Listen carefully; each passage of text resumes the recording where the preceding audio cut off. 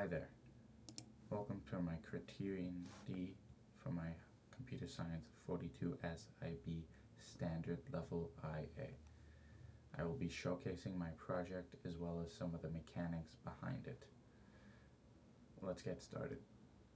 This is my project, or the beginning of my project, the main menu. In here, the user is able to choose what color they want displayed on the images that they have to click on the screen, which I will show you in a second.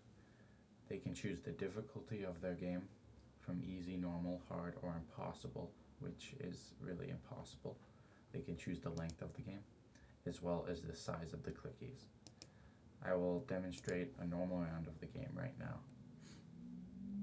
We'll go with red, normal, normal, 15 seconds, and click play. So here it opens up a different frame where these are the clickies that start randomly appearing across the J-frame.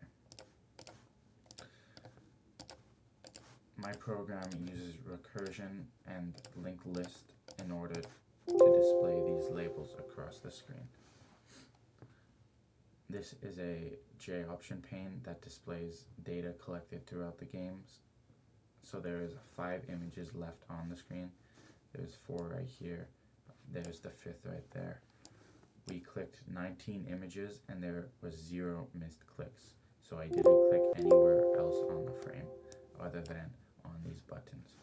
We can retry that. We will go with hard difficulty, tiny, let's say 30 seconds, and play. Right here is an error check. The user, or myself, has not chosen a color. So this time we will go with blue. You can also click on these labels.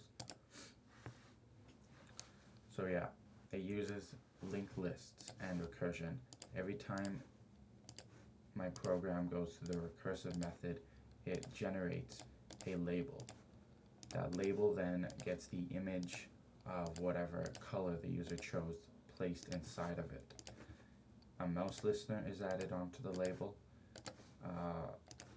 for when the user clicks the image. And as you can tell, it gets difficult as it goes on. So there were 31 images left. I'm not going to count that. I had clicked 35 images and I had 1 missed click. So I clicked on the frame somewhere that was not one of the labels. We will retry again.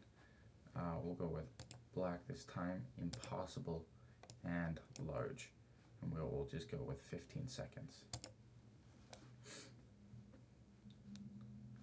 So, yes, this mode is impossible, but it's more just to stress test my program, see how fast it could move. And I believe that it can move pretty fast.